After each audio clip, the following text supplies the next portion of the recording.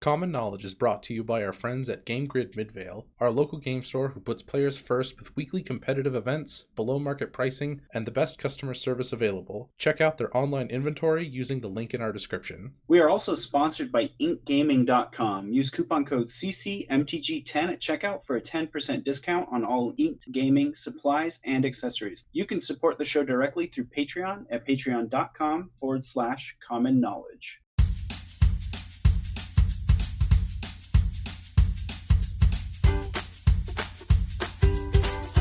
This is the Common Knowledge Podcast. It's not about the cost, it's about the knowledge.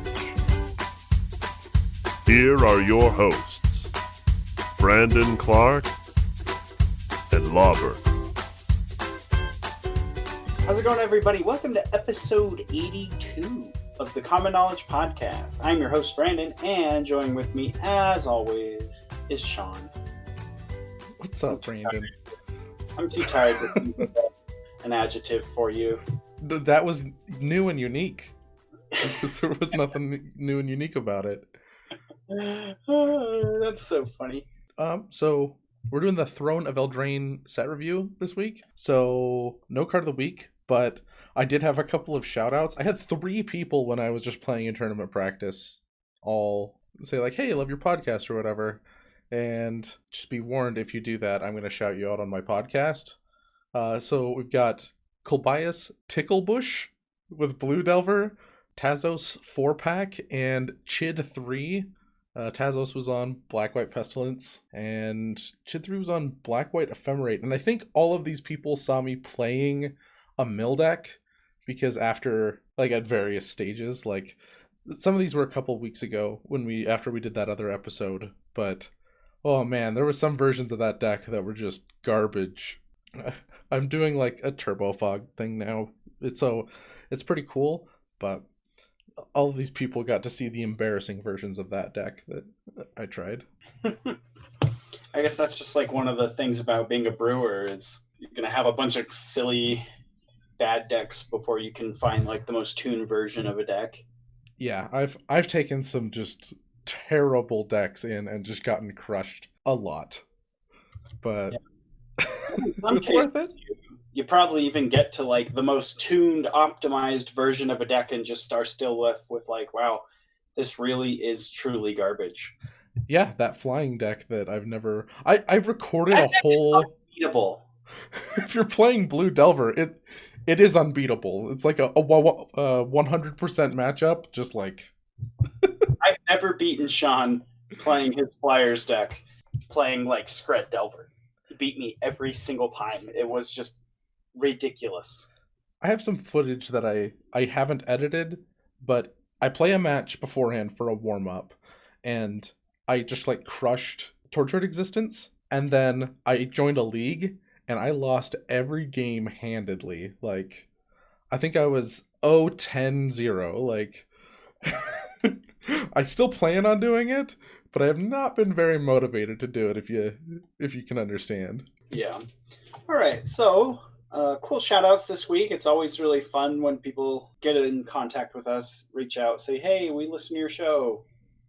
It still is like one of those things to me where I'm like, what? But it's happened cool to me for a while since I had that YouTube channel for so long. Yeah. All right. So, like Sean said, no card of the week. So I guess we'll just get into the set review. We've got a bunch of cards here, new cards from Throne of Eldraine. We're not going through every single card. We're just going through the ones that caught our interest, that we think are mildly playable. And then, of course, we'll have our top 5 at the very end. We're doing it a little different this this set review. We each are just sharing one top 5. I think that Sean and unified one, yeah. Yeah, we were just unanimous with what the top 5 cards we believed were. So we're just going to do one. Main topic. All right, so I'm going to take this first one. So we put a white card on here. Kind of, it's just like there has to be a white card. Let's give the white players something. So it's True Love's Kiss, and it's 2 white. It says exile target artifact or enchantment, draw a card, and it is an instant. It is hate that replaces itself. It's very expensive, so I think most of the time you're going to be better off with just your normal disenchant or fragmentize or whatever you want to find. But this was the best white card. There were not a lot of good white cards. None good white cards. So blue cards. Our first blue card is Corridor Monitor. It is a 1 and a blue for a 1/4 artifact creature construct. When Corridor Monitor enters the battlefield, untap target artifact or creature you control. This would need something pretty good to tap. Like, just untapping a land or untapping a relic of Progenitus are like some of the best things I can think to do with this. Well, And it's just not worth it. It's only Target- artifact or creature. Artifact lands? Oh, sure. Yeah. But yeah, just nothing's exciting. It has a good body, so if you could figure out something that was like really, really good, I just don't think there's anything. So I'm going to roll into the next one. I have Mantle of Tides. It is a blue for an artifact equipment. It has equipped creature gets +1/+2, and whenever you draw your second card each turn, attach Mantle of Tides to target creature you control, and it has a equipped cost 3. So I think almost every time you're just going to be drawing that second card with a Ponder or a Preordain, and you have the option to instant speed Brainstorm on your opponent's turn to equip this, which I think is pretty cool. And yeah, it's just, it turns all of your 1/1s into like core Skyfisher bodies, and that's pretty good. Yeah, this is pretty good given that it's not an enchantment and that it's not hard to get it onto your creatures for free, which is pretty nice. Or man, putting this on a Delver and it's a 4/4, that's a pretty big guy. Anyway, you got the next one? Yeah, our next card, Merfolk Secret-Keeper. It is a blue mana for a 0/4 Merfolk Wizard. That's all it is on the creature side, but it also has Adventure. Venture Deep, blue sorcery. Target player puts the top 4 cards of their library into their graveyard. So we talked about Mill already a few weeks ago, and this card kind of fits into that like aggressive like burn Mill plan, right? Of mill 4 cards and then come back as a 0/4 blocker. It also has synergy with that Convoke spell. Is it Memory Sluice? Memory Yeah, it's Memory Sluice. Yeah, so that's kind of cute. I think the biggest thing is that it blocks and keeps you alive so that you have time to keep milling. Like, this card's kind of like a 2-for-1. You know, it mills on one half and then it's a big creature blocker on the other half. Yeah, and being able to split up that mana across 2 turns. So like turn 1 you can do 1/2, turn 2 leave up your counterspell, and then turn 3 you just put a 0/4 blocker into play for 1. Like that's pretty good. And like, I don't think we've described how the adventure mechanic goes, but you have to do, I'm not entirely sure. You have to do the adventure part first, and then you play the Secret-Keeper? Yes. Or, I mean, you can just cast Secret-Keeper as a 0/4, but you will lose the adventure. So the way adventure works is when the sorcery side of the spell, so when you cast the adventure, as it resolves, you exile it, and then you may cast the creature from exile. So I guess the flavor is that the creature is going on this adventure and then it's coming back to save the day later on. I don't know. Something like that. Yeah. But okay, those are how adventures work. Yeah, I think that in a mill shell, having just big bodies in the way of your opponent's creatures, like, no matter how you build your mill deck, Stompy's going to be a really, really hard matchup. And having just a big guy helps with that, especially one you don't care about because it's already done its job. So next I have Tome Raider. It's 2 and a blue for a 1/1 fairy. It has flying, and when Tome Raider enters the battlefield, draw a card. This card's not really great, but we included the Elemental, the 2/1 for 3 that draws a card. They're literally almost the exact same card. The only difference is this card loses a point of toughness, but it gains a relevant creature type in fairy. It loses a point of power. The other one's yeah. Yeah, I meant power, sorry. Because the other elemental is a 2/1, this is a 1/2. So yeah, loses the power, but gains the creature type fairy, which maybe is relevant enough But I mean, I don't know. The 2/1, the 3-mana 2/1 has seen play. I've played against it before. People have cast it against me. So Yeah. maybe they want to it's a cast respectable card.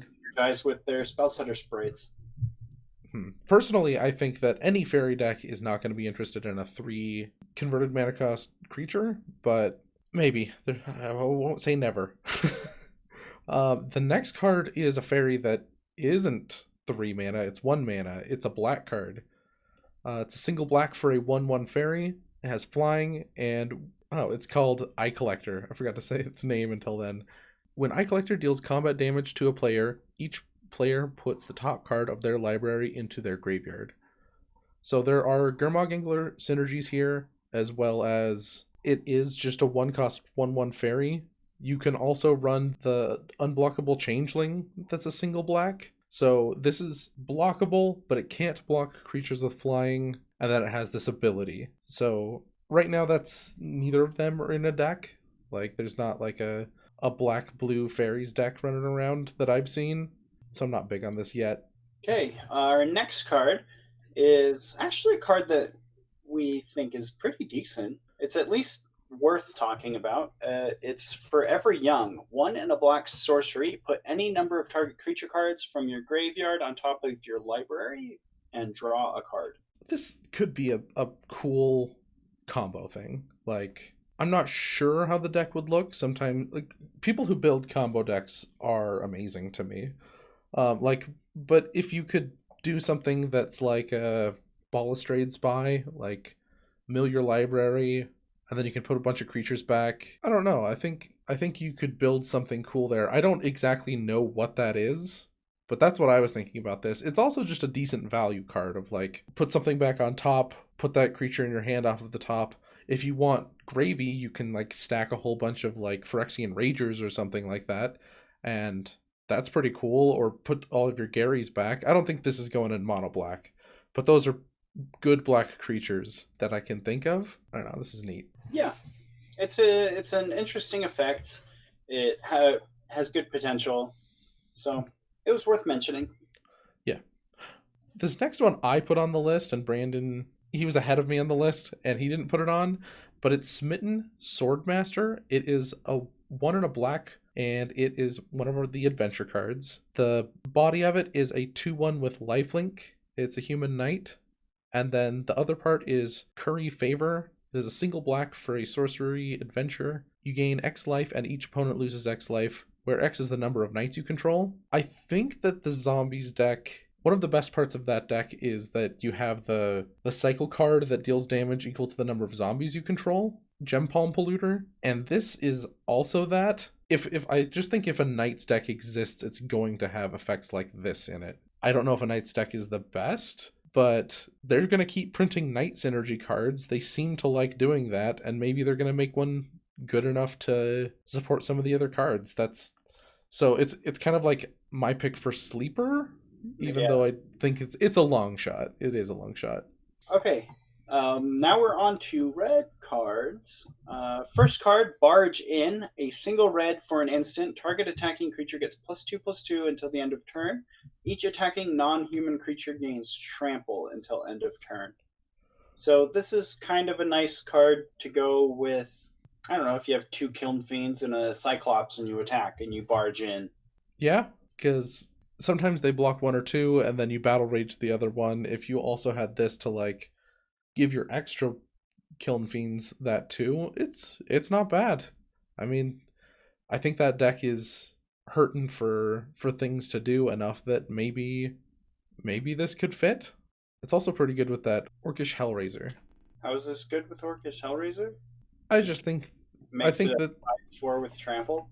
Yeah, I just think that that's enough power. Like having it be a 3 something helps. You don't care if the creature dies and then a bunch of damage is going to roll over. I just think that's okay. Nice. Cool. All right, well, I'm going to do this next card again because this card doesn't deserve to be on our list. It's only here because I hate it. It's called Crystal Slipper. It's 1 and a red for an artifact equipment. It's Cinderella's Glass Slipper, right? But it gives the equipped creature +1 and haste. Have you ever tried to run in heels, listeners? You're not They've very done fast. They've done the math on glass unless- slippers, and they would Sure, just right. completely shatter just from standing on them. So I guess like the only person who's fast in heels is Bryce Dallas Howard. But Who? Bryce Dallas Howard. Saying it a second time like I'm supposed to know what you're talking about doesn't Bryce make me understand. Dallas Howard. Oh. There you go. She's fast, but also maybe it was just because she was, in the jungle with dinosaurs and had no choice. Jurassic Park? Yeah. Okay. She's the park lady from the Jurassic Park movie with Chris Pratt, and everyone was really mad about how she had to wear heels in that movie. And it was kind of like, well, she had a really important meeting with like some stockholders or something, and so she was dressed up nice. And then the dinosaurs escaped, and I don't know, was she going to run around barefoot in the jungle? Yeah. I mean, I would have kept my heels on. Like, I'm not walking barefoot through the prehistoric jungle. But also, that's why heels are a bad idea. What if something like that happens? Like, what if you gotta run? I don't hold with it, bub. Anyway, Crystal Slipper. This card pisses me off. I don't understand why it gives a creature haste. It's stupid. So let's talk about 7 Dwarves. All 7 right. Dwarves is a colorless and a red for a 2/2 dwarf. 7 Dwarves gets +1/+1 for each other creature named 7 Dwarves you control. A deck may have up to 7 cards named 7 Dwarves. This card's bad, but we include every random you can include break the 4 copies rule card on our set reviews, so this one gets to be here. That's right on the nose. Yep. If you're wondering, it's like crappy slivers because you can't run as many lords, and they don't buff any of your other creature types, so get off my lawn. You get the next one. Thrill of Possibility. 1 in a red instant. As an additional cost to cast the spell, discard a card, draw 2 cards. We're pretty thrilled about this. Yeah. It is a instant speed tormenting voice. That's great for madness. That's great for just like combo decks that would rather cast one of their spells on their opponent's turn first. Just the amount of risk that you're taking when you're casting an instant speed version of like it's bad if this gets countered because you're putting 2 cards into it. Yeah, but I think it's mitigated a little by doing it on your opponent's turn, and that's big to me. Yeah, I just think you need to remember all the great heroes who were careful and never did anything risky. Me neither. Do you remember them at all? Do you remember Do you remember all the great heroes who were careful and never did anything risky? This is the flavor text, by the way. I can't remember heroes. Yeah, me neither. Because they all did something risky, like discard a card and pay 2 mana and hope they get to draw 2 cards.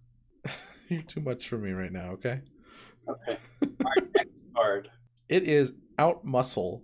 It is 3 and a green for a sorcery. It says, put a +1/+1 counter on target creature you control, then it fights target creature you don't control. It has Adamant, which is the first time Adamant shows up. It says, if at least 3 green mana was spent to cast this spell, the creature you control gains indestructible until end of turn. It's not really important. The only reason this card is on the list is because it's a person suplexing a bear. So when I was on, I can't remember, I think it might have been Mythic Spoiler. I was looking at Mythic Spoiler when this first came out, and it was in some other language. And so they translated it, and they just called it Bear Suplex.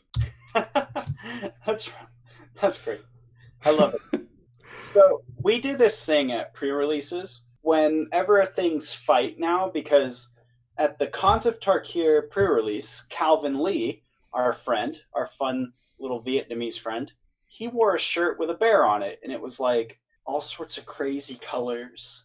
It was this crazy color bear, and it was just this crazy shirt with a bear on it. And he wore it specifically to the Cons pre-release because I think bears were like a big deal, right? Because they had the Teamer clan that were kind of all about bear punching. And so anytime we cast the fight spell, I can't even remember what it was called. We just called it Bear Punch. If we were sitting next to Calvin, we'd punch him. Bear Punch! And we'd hit him. So when I heard about this card, the Suplex card, I told Calvin, I was just like, just be ready at the pre-release. Anytime this card gets cast, I'm going to suplex you.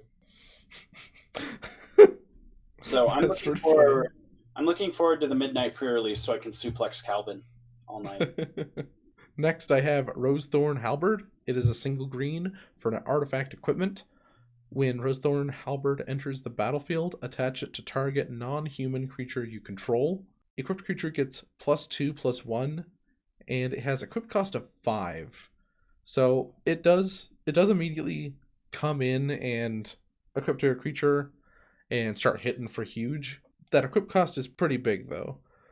We all your core Skyfisher, though, or your Glenhawk. That's too much. Nah, I think that's exactly what you're doing with this card. If you're playing this card. Really? Yeah. I mean, don't get me wrong. I'm not saying you should play with this card. I'm just saying that, like, if you're in the market for this, like, you're not paying 5 mana to equip it. So you're probably finding ways to, like, put it back into play and get that free, equip. I overall don't think this card is really playable at all. I agree. I think if you're trying to make it work, I think that's how you make it work, are ways to bounce it when your creature dies. I don't think you're putting this card in your deck because you want to pay 5 mana in the late game to equip it to something. No, but I feel like you are, so you have the option to. Sure, but you'd rather do, I don't know, just play Rancor then. Like, I think this is How is this taking slots away from Rancor if you're playing? It's definitely not taking him away. It's like 4 Rancors and a single Rosethorn Halberd. Like that's where I see this fitting into decks. Because you do get to 5 sometimes, and it'd be nice to have additional things to do that if you play this, it's already on the battlefield. I mean, just that can't be counterspelled. Just sure, I guess. Like counterspelled, or like they bolt your guy. This sticks around where Rancor doesn't.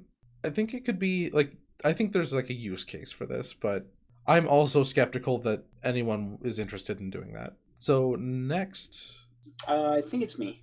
Wildwood Trekker, 1 green for a 1/1 elf warrior. Whenever Wildwood Trekker attacks or blocks, if you control another non-human creature, Wildwood Trekker gets +1/+1 until end of turn. So it attacks and blocks, but I think mostly it attacks as a 2/2 for 1 mana. So you play this on turn 1. On turn 2, you play Nest Invader. This attacks as a 2/2. Yeah, I like that it is itself an elf. That's always a helpful thing. And if you play one of these and then play a second one, that works too. So it does have like self synergy, and that's another thing I look for. I don't think there's anything super wrong with this, except for the electrickery thing. It's not always a 2/2, so sometimes it's easy to take out, unfortunately. But if you're looking for more just 1-cost dudes, like if you want to play, like instead of like a Nest Invader, you just were like, I'm just gonna play another one of these guys. Cut the mana down, have just as many 2/2s, maybe. All right. Okay, so those were all our green cards. We've got a few artifacts, colorless cards, and then we'll move on to lands, and then we'll finish it off with our top 5. First colorless card is Crashing Drawbridge. It is 2 for a 0/4 artifact creature wall, has Defender. Its ability is tap, creatures you control gain haste until end of turn. I think that this could be like a good card in the walls deck. I really think that this is good enough. Like it could speed you up by a turn, or being able to play this on the turn before your combo Defender, Axebane Guardian, tap it, and then immediately go tap that and maybe try to go off. I think that's cool. And if you draw a second Crashing Drawbridge, like you can kind of, one goes into the second one, and then you play a few more guys, tap that second one and one of your other ones. So you can have like multiple waves of every creature you control gaining haste, which is kind of cool. That list is pretty tight, so I don't think it's like an auto include, but I think it'd be a fun thing to play around with if you're brewing with that deck. Yeah, I don't know a lot about that deck, so I'm just going to nod my head and agree. All right, our next card is Gingerbread, a generic mana for a 1/1 artifact creature, Food Golem. Has haste. Pay Generic mana. Gingerbread can't be blocked except by creatures with haste. 2 tap, sacrifice Gingerbread, you gain 3 life. We don't have a lot of just straight up 1 mana, 1/1 haste creatures, do we? Like 1 mana, this creature has haste. We have them. We have plenty of them in red, but that's it. I think there's also one in black. There's like the haste lifelink guy. Yeah, I don't know that thing. It was like haste lifelink trample 1/1 haste in black. Anyway, but there are colors without, just a creature with haste, and one that if you pay a mana and just have this say this can't be blocked, that's good. This is basically unblockable. Yeah. Like an unblockable 1/1 with haste. You have to pour more mana into it, sure. And then like this weird ability of 2 tap sacrifice, gain 3 life. Like that's definitely icing on the gingerbread cookie. Like it's not horrible. It's worth talking about, I should say. It is a little bit horrible. Yeah, the unlabeled vial was not vanilla extract after all. Ooh. Next we have... Are you guys ready for some common knowledge? I'm ready. Where does imitation vanilla come from? Horses. Secretions from a beaver's castor glands, which are located conveniently near the anus. Yeah, that's in a lot of perfumes too. Those beaver glands. Yeah. I think. So, how hungry were those beaver trappers to like eat a beaver's anus and go, wow, that tastes like vanilla? Well, if they didn't, then the Native Americans had thousands of years to try everything. Well, that's fair too. They probably just like taught them, hey, this tastes delicious. They're like, oh, that tastes really good. And then someone came along and was like, guys, we just have vanilla beans over here in Madagascar. So next we have golden egg. You want to say something else? I was just going to say, just a little common knowledge for y'all. So golden egg is 2 generic for an artifact food. When it enters the battlefield, draw a card. You can pay 1, tap it, and sacrifice it, and add 1 mana of any color.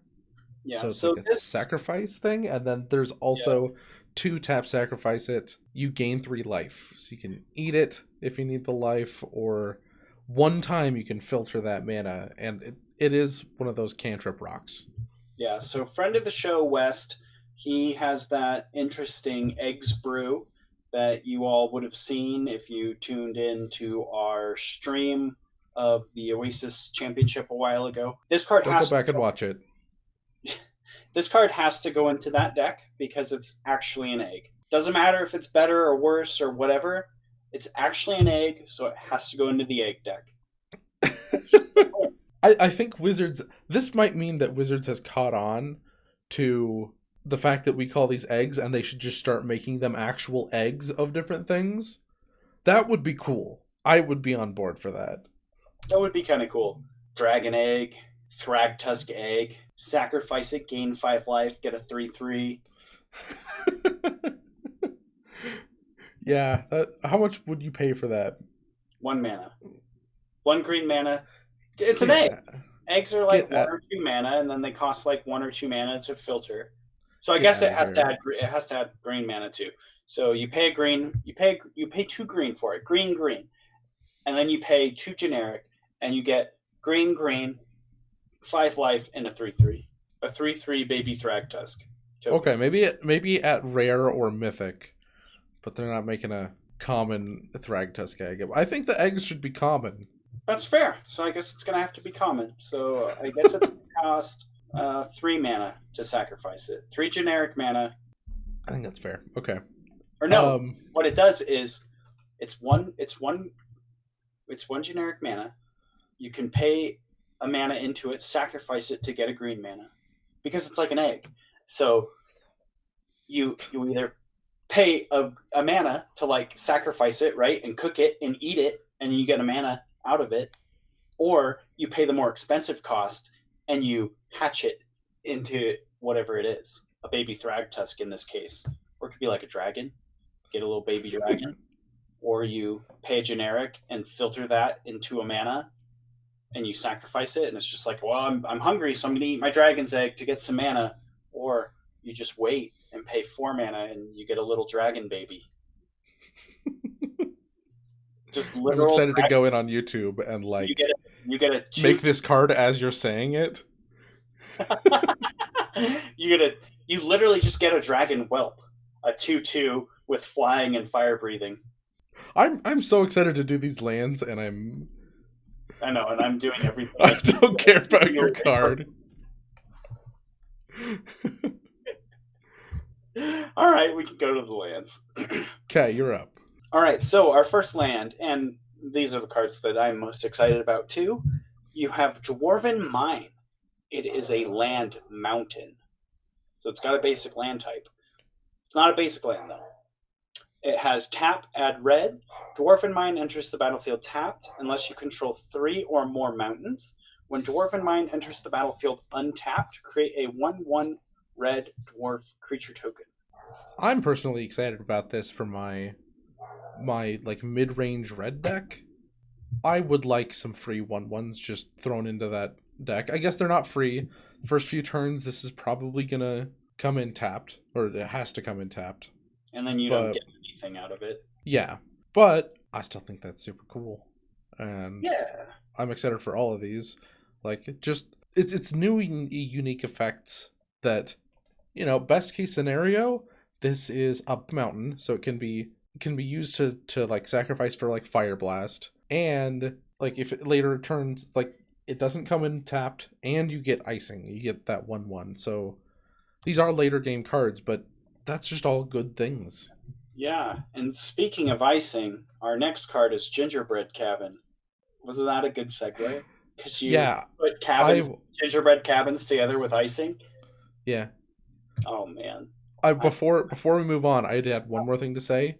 I needed to apologize for how we say mountain, because people in Utah just don't say T's. Do I say mountain weird? No, I said it. You also say mountain the same way I do. It's supposed to be mountain, but we pronounce it mount and mountain, like the word mount. Like I'm going to mount my steed. Yeah, but when we say mount, we don't. Mountain. We say mountain. Mountain. Anyway, Gingerbread Cabin. I ruined your segue. I probably said it correctly before. No, I said me. I said it wrong. In my life. Oh, because you live somewhere else. Yeah, and then I've lived in Utah for the last 6 years and have become a Utah person. And that's not really a thing that I want for my life. I'm so sorry. I want to go back. I need to go back to the islands. I'm so pasty and white now. I used to be tan and beautiful. You would go outside if you lived in Hawaii? I'm not confident I would. I would. Oh yeah, I would. If I was always outside. I mean, except for when I was inside playing Magic. All right, Gingerbread Cabin. Gingerbread Cabin is a land forest. It has tap, add a green. Gingerbread Cabin enters the battlefield tapped unless you control 3 or more other forests. When Gingerbread Cabin enters the battlefield untapped, you create a food token. And food tokens are pay 2, tap, sacrifice it, you gain 3 life. This is probably the worst one. I don't care about food tokens. Yeah, food tokens are not relevant in our format because there's no payoff for them except for a random 2 mana, gain 3 life, which, I don't know, maybe if there was a land deck of some kind that had a bad burn matchup and you already had 4 Radiant Fountains, then you could have a Gingerbread Cabin that you could go fetch. And you just stumbled on something. You can return this with Curian Ranger, and if every turn you're just playing another food token, 1 food token doesn't matter, but 5 do. Yeah, that's a lot of life. Yeah, okay. And like you were talking about it, where like I was just thinking how this fits really well in with my lands deck, where if I can get enough forests, I could just be returning this and playing it 3 times a turn. That might be pretty cool. I don't know. I'll have to play around with it. I know that we got that I'm not going to be able to remember this. It's a 1 mana artifact that when it enters the battlefield, you gain 3 life. You can tap it and make any land the basic land type you choose. I've been using that to return like Sajiri Step, so I can give my creatures protection over and over. But if that also made it so I had more forests, so my gingerbread cabins enter untapped and create food tokens, I could justify more of those, and then I would just be gaining tons and tons of life and have setup time. These all do cool things. Yeah. I love these lands. That would be idyllic. Yeah. And speaking of idyllic, our next card is Idyllic Grange. What is a Grange? ZZ Top song. Huh. That's a word I don't think I've ever heard before. Grange. I wish I could play it. I wish I could play it so bad, but I don't want to get demonetized. Or maybe, I don't know, copyright strikes. What does it do? It is a land plains. Add white. Idyllic Grange enters the battlefield tapped unless you control 3 or more other planes. Okay, I'm seeing a pattern here. All right. When Idyllic Grange enters the battlefield untapped, put a +1/+1 counter on target creature you control. That's... I mean, any of these cards, I feel like, since they're slower, need to go in slower decks, and low decks care about like a little extra power. I don't know. The next two lands are really good though. Yeah, these are the best ones for sure. So the blue one is Mystic Sanctuary. It is a land island. You can tap out of blue. Mystic Sanctuary enters the battlefield tapped unless you control 3 or more other islands. It also has, when Mystic Sanctuary enters the battlefield untapped, you may put target instant or sorcery card from your graveyard on top of your library. So later on, you can guarantee that counterspell off of the top. Yeah. You can, like, okay, well, I'll just put this Preordain on top, and then my draws are just better. Like, I get to look at the top 3 now, and if later on it's not entering tapped, I think that this goes in mono blue in some number. Yeah, I think in a lot of cases just guaranteeing what your next draw step is better than just a random draw step. Like just guaranteeing that next turn I'm getting counterspell, or next turn I'm getting my removal spell, or whatever it is. Yeah. I mean, if we were playing older formats, this card is instant speed, put Terminus on top of my deck. Yeah. The thing about these is, I think you can't let yourself think of these as like a monocolored deck, because this Mystic Sanctuary is strong enough that if you're playing like blue red Delver, if you only have like 1 mountain, 2 mountains in your deck, this still works. And this could be putting, like you said, removal spells. Like, oh, I really need to kill this Gurmag Angler. Put Scred on top. Okay, Scred it. It can be really, really clutch. And at worst, it's a May ability. It still functions as a land. This and the next one are just great. Do you want to read that one? Yeah, so this is the last card of the cycle and the last card on our list before we get into our top 5. It is Witch's Cottage. It is a land swamp, add black. Witch's Cottage enters the battlefield tapped unless you control 3 or more swamps. When Witch's Cottage enters the battlefield untapped, put target creature card from your graveyard on top of your library. Mortuary Mire already sees play. This is just Mortuary Mire with upside. Yeah, and this counts towards your Corrupt swamp count and your Defile swamp count. Ooh. That's big. I think that the Defile swamp count is really relevant. Oh yeah, this card's good. So, top 5 time? Yep. All right. Well, that was the set review. Those were all the cards, and now we're going to get into our top 5 of all those cards, which probably is not going to be hard for the listeners to discern. But number 5 is Wildwood Trekker. It was the single green for a 1/1 that when it attacked and you have another non-human creature, it gets +1/+1. Sometimes it will attack as a 1/1, but the possibility of this being a 2/2 and being less mana than some of the other spells that you're playing, we've got our eye on it. We're still skeptical, but this 5 slot was a bunch of cards we were skeptical on. Yeah, we had a bunch of cards basically just tied for 5th and decided that this was probably the most likely to see mass play out of all the cards that we had at number 5. Mm-hmm. All right, number 4 is Mystic Sanctuary. That is our island. If you have 3 or more islands, it comes into play untapped. And if it does, you put an instant or sorcery from your graveyard on top of your library. That was beat out. I'll just do our 4 and 3 together. It was beat out by Witch's Cottage, the swamp version that puts creatures back on top. Mostly because it's synergizing with Defile and those other cards. Like the synergies are obvious. Mystic Sanctuary, I think, is a little less obvious. We had to switch them back and forth because they are pretty close. These are powerful effects. But when we saw these lands, we were thinking that we were probably just going to do a top 5 that was just those lands. Or maybe Brandon was just joking. I was seriously considering it. So was I. But there was a couple of cards that beat these out. Do you want to get into those? Yeah. So our number 2 card is Mantle of Tides. That's single blue for the equipment. Give a creature +1/+2, and then whenever you draw your second card each turn, attach Mantle of Tides to target creature you control. And then it has equip cost 3. Yeah, just the ease of putting this on stuff. Yeah, like it is trivial to draw 2 cards in a turn. Even on your opponent's turn, it's not hard to draw 2 cards.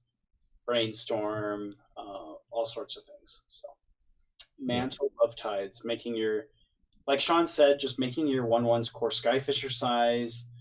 Oh, even just like in response to an overloaded Electrickery, you can, cast a Brainstorm and just choose what creature you're saving. Yeah.